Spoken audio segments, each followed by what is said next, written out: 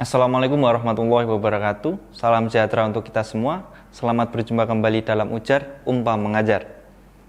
Perkenalkan, saya Anjar Setiawan, dosen program studi Sistem Informasi S1 Kampus Serang Universitas Pamulang yang akan menemani teman-teman dalam membahas dan mendalami mata kuliah komputasi awan atau cloud computing.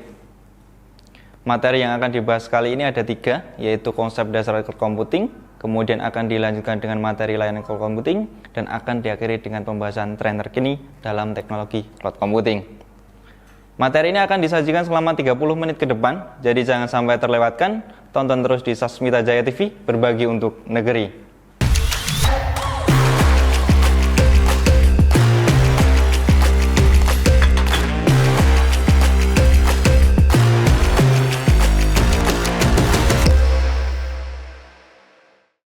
Teman-teman mahasiswa dimanapun berada, seperti yang kita ketahui, teknologi cloud computing semakin penting di era digital.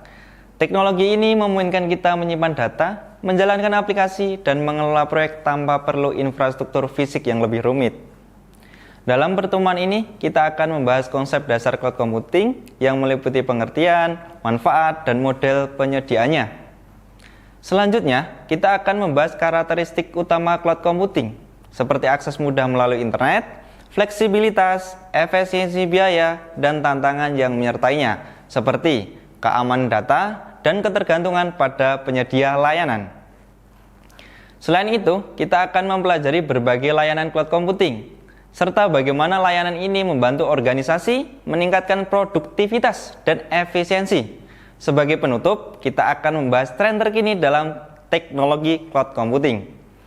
Melalui diskusi ini, mahasiswa diharapkan dapat memahami dampak cloud computing terhadap organisasi dan memberikan contoh nyata penerapannya dalam kehidupan sehari-hari. Penasaran dengan materi kali ini? Mari kita mulai pembahasannya. Teman-teman mahasiswa, materi pertama pada pertemuan ini adalah pengenalan cloud computing.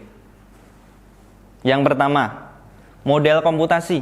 Model komputasi yang memungkinkan akses ke sumber daya komputasi seperti server, penyimpanan, jaringan, dan perangkat lunak melalui internet. Sumber daya ini dikelola oleh penyedia layanan cloud dan tersedia sesuai permintaan seperti utilitas. Yang kedua, layanan jarak jauh. Cloud computing memungkinkan pengguna untuk mengakses sumber daya komputasi melalui internet tanpa harus mengelola infrastruktur fisik secara langsung. Yang ketiga, sumber daya bersama. Sumber daya komputasi ini cloud dibagikan antar banyak pengguna, sehingga memungkinkan pemanfaatan sumber daya yang efisien dan hemat biaya. Konsep dasar cloud computing. Cloud computing didasarkan pada konsep share resource dan on-demand service. Ini berarti bahwa sumber daya komputasi seperti server, penyimpanan, dan bandwidth dibagikan dan disediakan kepada pengguna sesuai dengan kebutuhan mereka. Model cloud computing memungkinkan akses fleksibel dan scalable terhadap sumber daya IT tanpa perlu investasi heavy di dalam infrastruktur fisik. Evolusi cloud computing dibagi menjadi 3. Yang pertama, komputasi tradisional. Perusahaan memiliki dan mengelola infrastruktur IT mereka sendiri, termasuk server, perangkat lunak, dan jaringan. Yang kedua, komputasi berbagi. Perusahaan mulai berbagi sumber daya IT melalui jaringan seperti layanan web hosting dan email. Yang ketiga nih, cloud computing modern. Penawaran cloud computing yang lengkap termasuk IaaS, PaaS, dan SaaS memungkinkan akses yang luas dan scalable ke sumber daya IT. Karakteristik utama cloud computing. Yang pertama, on-demand self-service. Pengguna dapat mengakses dan menyediakan layanan komputasi. Yang kedua, akses jaringan luas. Layanan cloud dapat diakses melalui berbagai perangkat dan lokasi. Pengguna bersama sumber daya. Ini yang poin ketiga. Berbagi sumber daya fisik seperti server, penyimpanan, dan jaringan. Yang keempat, elastisitas dan skalabilitas, teman-teman. Ya, layanan cloud dapat dengan mudah ditingkatkan atau dikurangi sesuai dengan kebutuhan.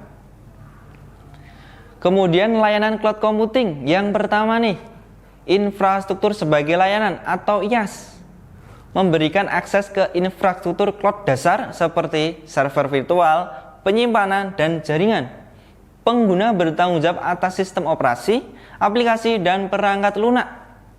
Yang kedua, platform sebagai layanan atau PaaS menawarkan platform pengembang dan manajemen aplikasi, termasuk runtime, basis data, dan alat pengembang. Pengguna bertanggung jawab atas aplikasi dan data.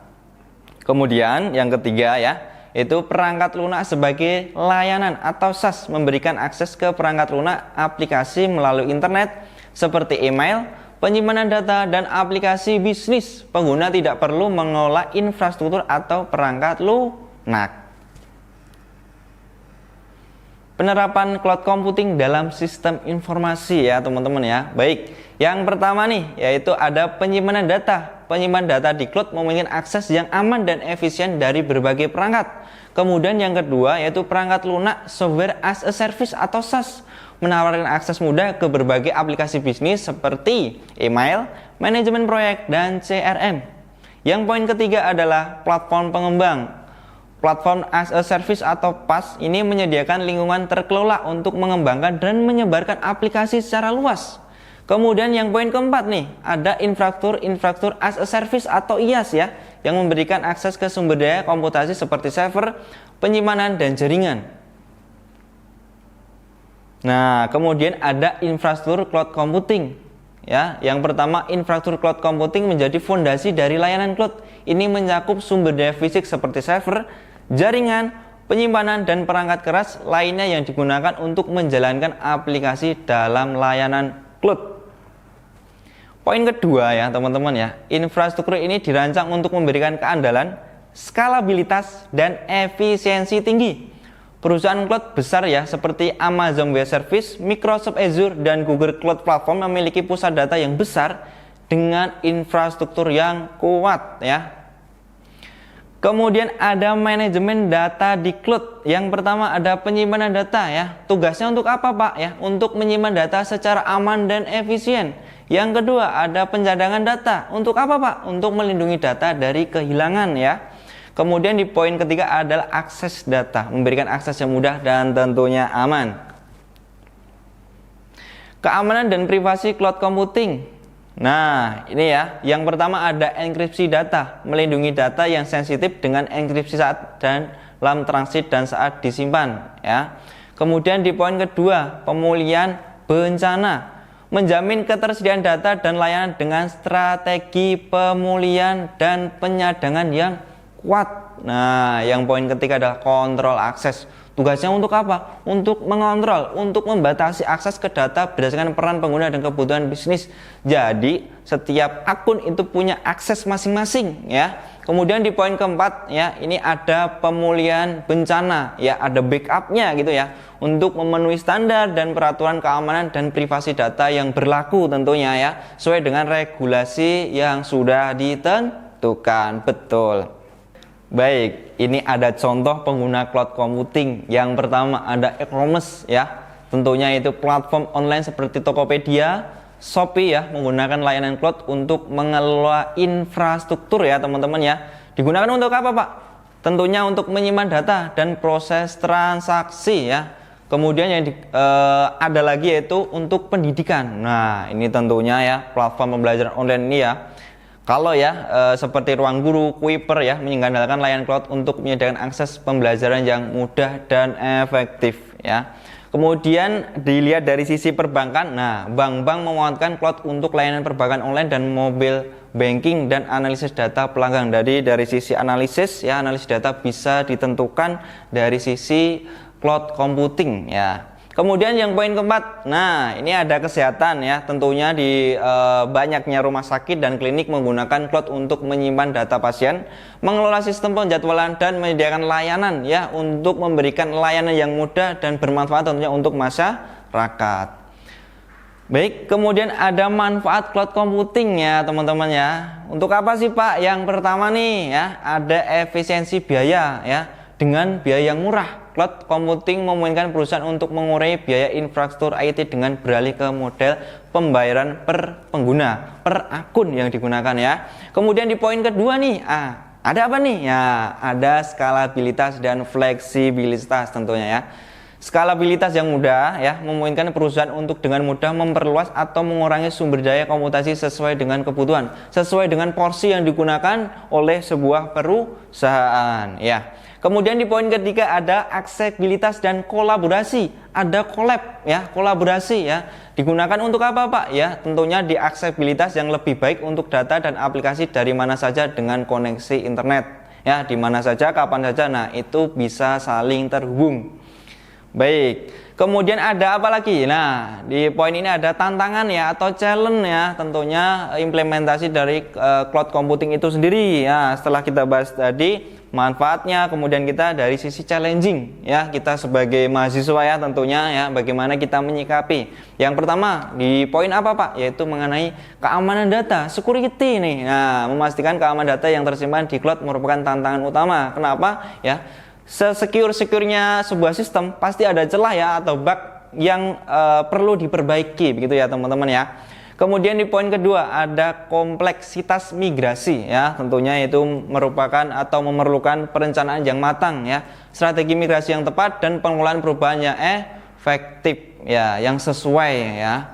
Kemudian di poin ketiga nih ada ketergantungan pada penyedia layanan ya. Nah, tentunya setelah menggunakan organisasi atau sebuah perusahaan ini menjadi sangat tergantung ya pada penyedia layanan cloud agar akses sistemnya terus berjalan. Kemudian di poin keempat nih, ada apa nih? Nah, ada integrasi dengan sistem yang ada ya, membutuhkan solusi interkoneksi dan manajemen data yang kompleks ya.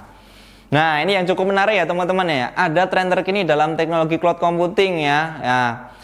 Nah, yang pertama apa Pak ya? Komputasi tanpa server. Nah, model komputasi ini memungkinkan pengembang untuk menjalankan kode tanpa mengelola server. Jadi teman-teman nggak perlu mengelola server, teman-teman tinggal menjalankan running dari sistem itu sendiri ya, untuk mengurangi kompleksitas infrastruktur. Nah, ini juga terbaru. Yang poin kedua ini ada edge computing ya, menghilangkan ketergantungan pada pusat data terpusat dan memindahkan komputasi ini ya lebih dekat ke sumber daya untuk latensi yang lebih rendah tentunya ya.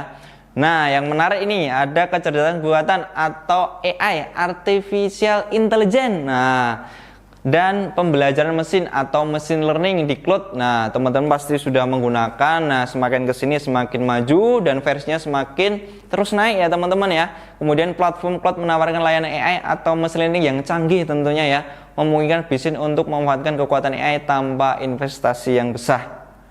Oke, kemudian ada poin keempat nih ya, ini terbaru juga yaitu cloud hibrida ya, ini materi baru ya buat teman-teman ya, yaitu untuk memungkinkan organisasi untuk menggabungkan ya, jadi untuk combine sumber daya cloud publik dan pribadi untuk fleksibilitas dan kontrol yang lebih besar tentunya ya.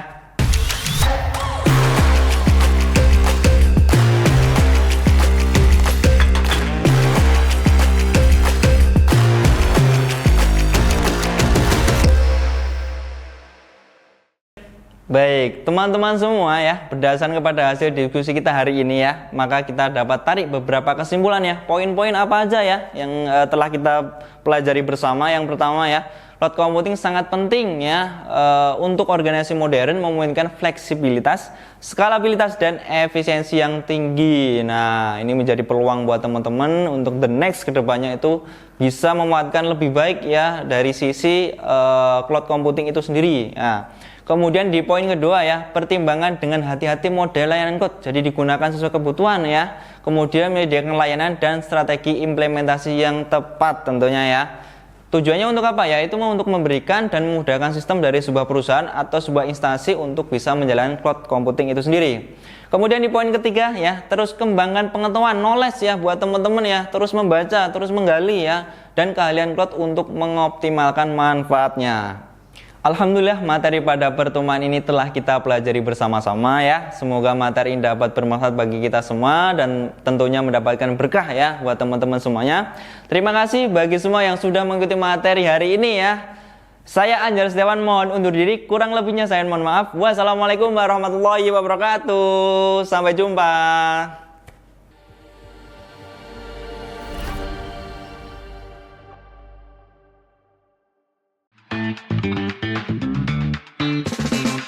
Hai guys, kalian lagi bingung mau kuliah di mana? Inilah 3 alasan kenapa kalian harus memilih program Studi Sistem Informasi Kampus Kota Serang. Yang pertama, dengan gedung yang mewah, fasilitas yang bagus, dan biaya yang murah, mulai dari Rp150.000, kalian bisa kuliah di sini. Dan yang kedua, di sini kita mempunyai dosen-dosen muda yang profesional dan juga kekinian.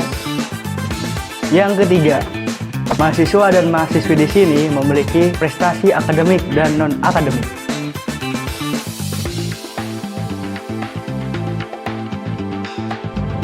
Jadi, tunggu apa lagi?